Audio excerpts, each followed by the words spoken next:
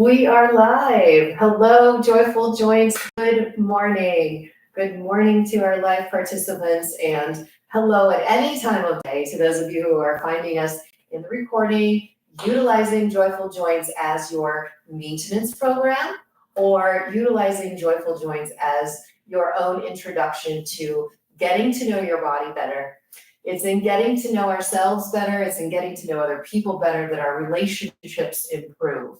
So as we head into what for us, as we do this live, we're headed into our Thanksgiving week where we gather together with people, where we find ourselves reconnecting and seeing how those relationships are going. If I show up knowing myself better, feeling more comfortable, I have the capacity to be more curious about others, to get to know others in that same way. And in that, we have better relationships. They're smoother, they're more understanding, they're more forgiving. So you can utilize this Joyful Joints program every single week. Come in a few times a week and do this practice, get to know it, make it part of your life, and see what happens. See if things don't go a little bit more smoothly for you in other aspects. So I'm here, I'm Paula Lord. This is Prana Bar in Carmel, Indiana, where we are broadcasting from. So we're at the end of a month. At the end of a month, we will do our practice from a lying down supine position. This month, we have been focusing on the upper torso and its movement. So that's the rib cage and how the shoulders engage and how they work together and separately from the rib cage. So we always begin our class. If some of this doesn't make sense, go back please to the beginning, go back to the first classes, get to understand the process, and then join us as along the way. At the beginning of class, we like to assess something. How are we feeling? How are we doing today in this moment? And we want to allow that to be whatever it is. We don't want to set ourselves up with expectations. Oh, it's always like this, or yesterday this. It's no, just stop for a moment. Feel how you are in this moment. Here's our assessment for today, or our movement. So what I'd like you to try, and we're gonna do just some gentle tips from side to side. And I want you to focus on mostly, how is this feeling in my lower back area? That's a very common space for us to carry tension, to have some degenerative things happening. Doesn't mean they're permanent, but I just want to know, where am I today on my side bending? And we do what? We'd be very objectively observing. So I go here, this is how it feels on a scale from 0 to 10. Okay, memorize that because we're gonna come. What about rotations? What about rotations of the torso? How does that feel? How far can I go? Where's the discomfort? What's the number level of that discomfort or not? And the last one you might try, be very careful, is to touch our toes, to reach forward. How far can you go? Do not judge your level of touching the floor with mine. I practice a lot. And then on the way back up, maybe you notice, ooh, it's tight on the way up, and here's what it felt like, and here's the number of how challenging that feels. So, do you have it? That's your check. We're gonna come back after we spend time on the floor and recheck. So I need your short-term memories to work on that. All right, so I'd like to give everybody the equal opportunity to get to the floor. Please make sure you are doing this in a safe place for you. If getting all the way to the ground might mean you're stuck there and you need help getting up and there's no one around, then please do your laying down on a different type of surface, the couch, the bed, but as firm a place as possible to do the exercises. If you need assistance getting down, here's how we're gonna play it. We want to have a chair that's not going to move. This one moves, so this might not be. You might need something a little more solid. Hands go. We step down onto one knee and then the other. Those of you with knee replacements who still have tenderness in your knees, this might be a goal. Maybe after class, I'll be more able, less fearful of being on my knees. Then we turn to the side. I'm going to turn my back on you. I put my hand on the floor, and I help my hips lower to the ground. Excellent. From that point, I'm gonna scoot. I'm gonna scoot my tushy as close up to my chair. Maybe this is your couch. I don't know. We're gonna put our legs on it as we lay down. And I've got this purple thing here. Sometimes people have a very forward head position, and to lay down means the head is tilting back. I don't want anybody stuck in this tilted head position. So please grab a pillow of some sort and put it behind your head. Now, for me, I don't actually need that pillow. I can lay flat with my nose directly to the ceiling, and it doesn't cause tension to just lay here. This position we're in should be very comfortable, very relaxed. It might feel foreign to you because I know a lot of people don't take time to just simply lay on the floor. If you do one thing, if you learn one thing that you can take away from your Joyful Joints practice, it's figure out how to lay flat and then get your legs in as close to this 90-degree angles as you can. Okay, I learned that from the Egoscue method, Pete Egoscue, our body and all the 90 degrees that it can do. And this is the first place we go when we want to relieve tension through our lower back, through our pelvis. So I'm just kind of wiggling a little closer to the chair, getting a little better 90 degrees. I will go ahead and demonstrate class with a pillow in case anybody forgets that they can use this, okay? All right, let's begin with review. Grab your focal pointer. If you don't have one, use your thumb. Let's do our convergence drill, drawing that down, down, down. Touch your nose, squeeze your eyeballs, hold it. Make sure the rest of your body is relaxed while your eyes are working. Slowly take it away. Awesome. With a smile on our face, we do it again, drawing this in. So to do our eye drills while our body is supported by the floor and we don't have to try to hold our skeleton upright, it's a very different experience. Change hands, draw this in. So it's good to do our eye drills, both vertical and horizontal. It's good to do our eye drills in a variety of vertical positions. That could be sitting, it could be standing. It could be standing on one leg. It could be standing on a wobbly Bosu ball. But we want to choose the one that we do most often, that when we go to reassess and we recheck, it gives us the biggest wow factor. We get a great result. Okay, so we've done our convergence drills. Let's get our focal pointer away. Let's go down to the feet. What I'd like you to do is go ahead and hang on to one of your legs so you can pick your foot up off of the chair and start to circle from the ankle. So back in month 1, we did some toe taps. We did some heel taps. There we go. Round and round and round goes our foot. Let's reverse the circle. Reverse the circles. I want you to think not so much about wiggling the toes, but make the heel go around. What if the heel is your focus for going around in circles, and then the middle of our foot and our toes don't have to cramp up and work so hard. They can relax. There you go.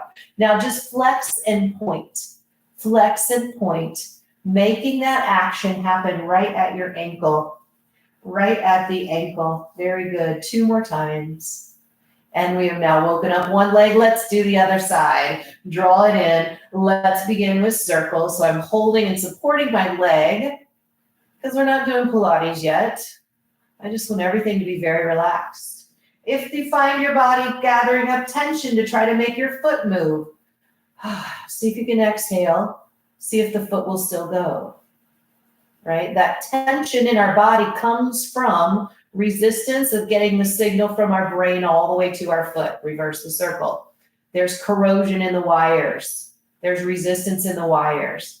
And our body recognizes that resistance and tries to push harder. That's where the tension comes from. I want you to relax because that tension, know what that does? It adds even more resistance to that system. It makes it even harder for the signal to get through. Now flex and point. So basically you're forcing your body to relax so that we can create less resistance in that wiring system. And then it's okay if your foot doesn't move so perfectly. It's okay because we're going to let it have some time to get the signaling all the way down and through to that space. Okay, relax. Ah, that feels so lovely. All right, so we are working on the upper torso. Let's begin by understanding or feeling our body against the floor. We're not going to worry about the pelvis today, okay? Although if you've been with me, you know you want that tailbone, that sacrum, to feel as flat as possible on the floor, okay? But for today's purposes, let's just let the pelvis be and let's focus in on our ribs. So I'd like you to touch the bottom rib, feel it going around the back. Are those lower ribs on the floor or are they popped up in the air? If you can slide your hands underneath, means those ribs are popped up. I'd like for us to try to draw those lower ribs down to the floor. Okay, so let's all do that together. Lift the lower ribs up off the ground and then put those ribs back down on the ground. 2 more times. Lift the ribs up, whatever it takes to do that, and then put the ribs back down. 1 more. Lift the ribs up high in the air. Good, good, good.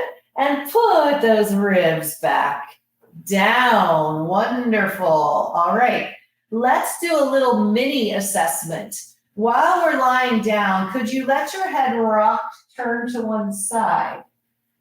How does that feel? How far does it go? Where's the tension? What's the number from 0 to 10 of discomfort? Back to center. Other direction, turn your head. Ideally, we want our discomfort level to be 0, right? We want to be comfortable in our body. But at some point, there's going to be discomfort, and that's what we're looking to create improvement, lowering that number. Good job, you guys. Okay, let's place our head and look straight up at the ceiling. So ideally, my nose is pointed directly vertical. I'm going to put my ribs down on the floor, and now I want you to touch your collarbones. Okay, the collarbones come up toward your ears, and then they glide down away from your ears. Okay, we did this seated the last couple weeks, the collarbone motion up and down as related to our body. Now, what I'd like for you to do is notice as the collarbones come up, you might feel your shoulder blades on the floor. So what if I take my hands off the collarbones and I start to, feel these shoulder blades. They're like triangular plates, let's say, on the back of your body, and they're sliding up and down over the ribs. That's what they're meant to do. Now, sometimes they get frozen and stuck to the ribs. So in order to move them, my whole rib cage is trying to go. Anybody noticing that feeling? What if you can hold your ribs still and free up those shoulder blades to slide on the floor? Just notice, can you feel that at all? You'll notice that your head will stay more still. It doesn't have to get involved in the motion of up and down. Good. Now, the next time we slide our shoulder blades down, I want us to then squeeze them toward one another. Squeeze that bottom edge of your shoulder blades toward one another, and you might notice that as you do that, your spine, this center, this upper torso part of the spine comes up off the floor. Now, let those shoulder blades slide away from each other, and you'll feel, again, that torso, that spine that's in the upper torso, it's called our thoracic spine, it gets to sit back down on the floor, okay? So we call this closing and opening the shoulder blades. Squeeze the shoulder blades together. You'll notice the spine lifts up a little bit. And then let the shoulder blades fall apart. Let that spine melt back down on the floor. Let's do a couple more of those. I'm squeezing, if you want to get really technical, the lower edge of my shoulder blade. I'm not squeezing this part up here that's close to my neck. And now release. Good. One more time. Squeeze those shoulder blades together. Super cool. And let those shoulder blades fall apart. Moving apart, letting that spine and maybe those lower ribs are now easier to get to the floor. Very good. Next one, extend your arms toward the ceiling. We're going to raise the roof now. So we're going to push as if you're raising the roof off the building you're in. If you're outside, well, raise the sky. Do something like that. But I can feel now that my shoulder blades have left the floor. They're no longer touching. And what we're going to do is we're going to drop them, boom, right back into the ground. Almost like our arm is a jackhammer, boom, pressing back down into the ground, okay? Let's try that a few times. Push the ceiling off your building, and then boom, drop those shoulder blades back into the floor. Press it up, raise the roof, and boom. Notice my arm is staying very straight. I am not letting my elbows collapse in this game. It is push the ceiling, drop the shoulder blades. One more time, push the ceiling and drop the shoulder blades. Good. Shake your arms out, let them rest for a minute, wiggle that tailbone around maybe. Let's reassess so far. Is turning your head, has that changed at all with the couple of exercises we've just done? That was pretty nice, actually. I feel really good about my neck. My neck actually felt like it got longer with that last dropping the shoulder blade exercises. I noticed my head wanted to kind of slide up and out on the pillow. So that was kind of fun. All right, let's do that shoulder blade drop. You guys didn't even know, like, you could get to know your shoulder blades this well, right? Yeah, they're like the long forgotten relative that nobody understands because you've never seen them. Well, let's take the time to get to know those long lost. Sorry. Getting proper movement of our shoulder blades is a very big key to having strength and relaxation. It takes a lot of pressure and stress off of our neck and the shoulder and down the arm. It also adds more power and strength to that area. Here we go.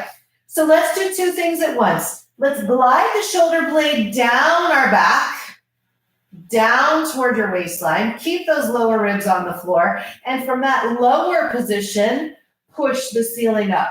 So what I don't want is for your collarbone to travel toward your chin.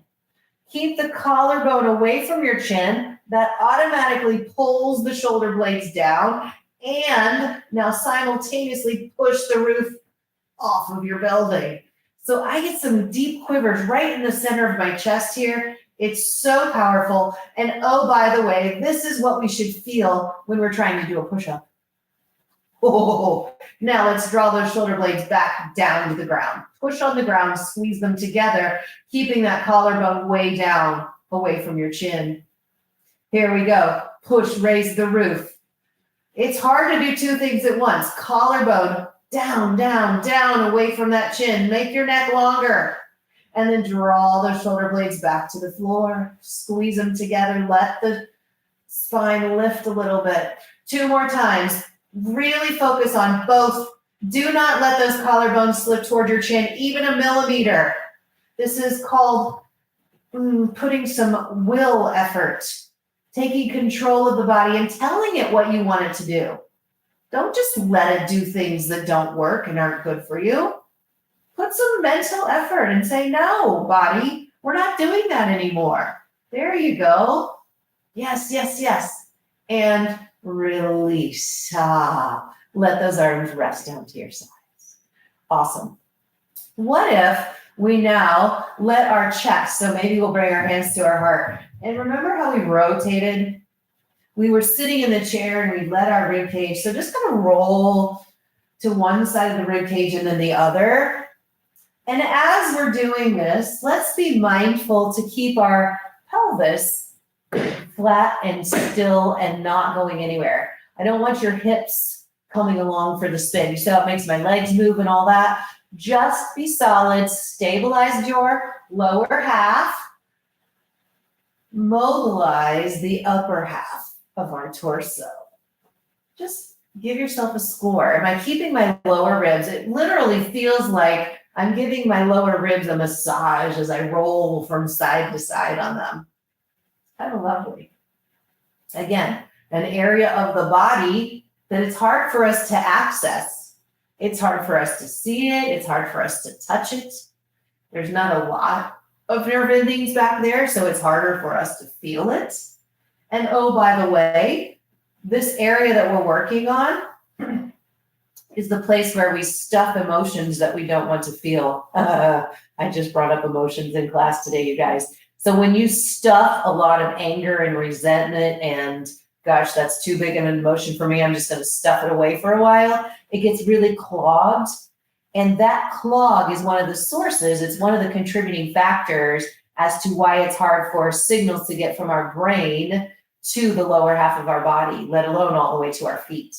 So there are things that we can do outside and beyond the scope of Joyful Joints to release those emotions. If that's something you're interested in, please send us a message, talk to us, or go to our website and see what we're talking about with this. That's what we do with our pranic healing techniques, moving that energy out of the way so our body can move better. Okay, that was a little extra bonus for you guys. Now we're going to try something that's going to be more challenging. Let's extend our arms to the ceiling. So one of the movements in the body that gets lost very commonly is to be able to raise our arms over our head and to have power up there. So gravity is going to help us let the arms go that direction as we're in our supine position. And we're going to then focus on strengthening, again, this upper torso. So put the lower part of your ribs on the ground, reach your hands, and then let them come back. Don't worry about how it happens. So I'm going to remove this pillow because for me, it's not actually comfortable.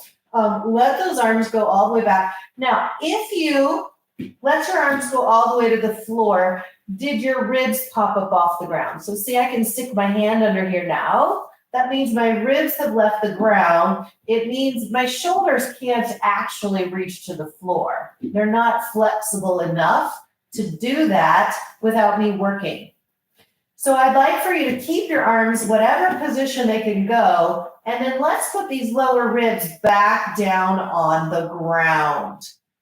Oh boy, how do I do that, they say. Yes, and let's play with that. We did it earlier. We picked our ribs up. You'll notice my arms fall to the ground when I pick my ribs up. And then if I pull my ribs down, I'm lacking a little flexibility for my hands to get all the way to the floor today. My ribs pop up. I put my ribs back down. Let's do that 2 more times. Ribs lift and ribs lower. Now you might hear some breath has come to play. Let's do that together. Inhale as your ribs pop up off the ground. Exhale as you put your ribs back down. Let's do 2 more with the breath connected. Inhale. Ribs lift up. Exhale, ribs down. You can blow or you can let the air come out your nose, whatever you like. 1 more time. Inhale, the ribs come up. Exhale, the ribs come down. Now this time, hold the ribs down while you inhale and exhale. It's taking some effort on the part of my upper abdominal muscles. Now, try to move this arm bone back to the floor without lifting your ribs. There are muscles that do that. And one more thing, what about that collarbone? Pull that collarbone down away from your chin as you try to push your arm bone back to the ground. Oh boy, I'm waking up some muscles that I didn't know I had. What about you? Hello, some of you might be like, it's just uncomfortable on my shoulder. Back off the effort a little bit. Keep your shoulder blades planted and try a little bit, just gently, but definitely hold those ribs down. Now let's go ahead and bring our arms back to the front, whoosh, and all the way to the ground. Check your head turn from side to side. Very nice. Now some of us might be starting to feel, my neck is feeling like it's gotten some work. Yeah, that would be actually part of the game. As long as it feels warm and then it softens out, it doesn't just grip up and get tense and like a muscle spasm, then you're working at the right level. We want for our necks to be stronger. That's part of getting our rib cage mobile, is that our neck can now be strong like it's supposed to be. So we're gonna do one more exercise here today, and it is called, what's it called? Well, it's a head lift. Not a very fancy exercise and very difficult. So let's play with turning your eyes downward. As I turn my eyes downward, I'm gonna let my head tilt so that what I'm feeling is a compression right at my throat. Touch your Adam's apple, feel it get compressed. Now, how many of you, when you did that little head tilt, your little ribs back here wanted to pop up? Yeah, that's normal, but it's not okay. I want you to put those ribs back down, hold them against the floor, and simultaneously try to tip your head. I'm not picking it up yet, by the way. I'm just tipping and trying to keep my ribs down. And I'm looking down with my eyes, and then relax. Whoosh. That in itself is a wonderful exercise, and it's doing some work to start to stimulate and open up our fascia. But that's a whole other story, and I'm not an expert in fascia. We'll just go with it for now. How's that? All right, ready? Look down with your eyes. Find that compression in your throat while holding the ribs down. Now, collarbones, did they creep up toward your ears? Let's also send our collarbones down the front of our body. It's like my fingers are reaching as far as they can. So I've got some power sensation, letting my heart kind of melt. So I'm feeling strength in the front of my chest. Wow. And release. And again, if you're doing this properly, go ahead and wiggle in between exercises. It's okay. If you're doing this properly, you're going to sense some pull on your neck. That's actually stretching the muscles that keep us in a forward head tilt position that we don't like. Okay? So let's do one more. And for those of you who are like, okay, I'm handling this. My ribs are down, my eyes are down, my throat is compressed. If you can keep those ribs down and your heart melting and your arms long, and you wanted to float your head 1/2 of an inch, you're allowed. But if your head starts to come up and then those shoulders creep to your ears and your ribs popped up, forget it. You gotta hang on to the ribs on the floor, the long arms, the throat strong. Oh my gosh, that's really hard. And rest back down. Woohoo! All right, rock that head from side to side. We have done our practice on our supine. Yay! And we've made our ribs move and we breathe and we did all the things. So give your legs a hug. For those of you that need, again, a reminder of how we can get up safely, it's best to roll onto your side, start in a fetal position, utilize your hands to push up.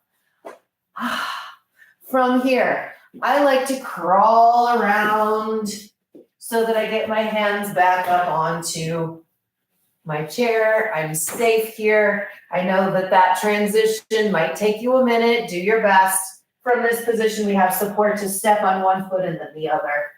All right. Good. So here we are. We're standing. We're at the end of class. What do? Reassess. We're reassessing for the entire class time. And we started off with our little side bends. Do you remember? How's your short-term memory? Okay. I remember what that felt like. I still have some tightness on one side as I go, but I am moving further. We did rotations and checked that out. Very good. And we maybe did it all the way down to touch your toes. Okay. And then you get to decide, was it positive? Did this workout have a positive effect for you? Did one of our previous workouts have a more positive effect? That's up to you. But I encourage you to keep a journal, have a notebook, and mark which classes you're like, woof, I really need to do that every week because it just gives me this amazing sensation in my body. So doesn't mean the other ones aren't effective and helpful, but I want you guys to do things that are the most efficient, the most effective, so you can be the most joyful. All right, send us messages, send us the thumbs up, like, subscribe, do all the things to help us out, help us to reach more people. And again, if you like some of what we're saying, check out pranabar.org for more. Other than that, you guys, it's great to see you today. I'm going to turn us off. Have a great week.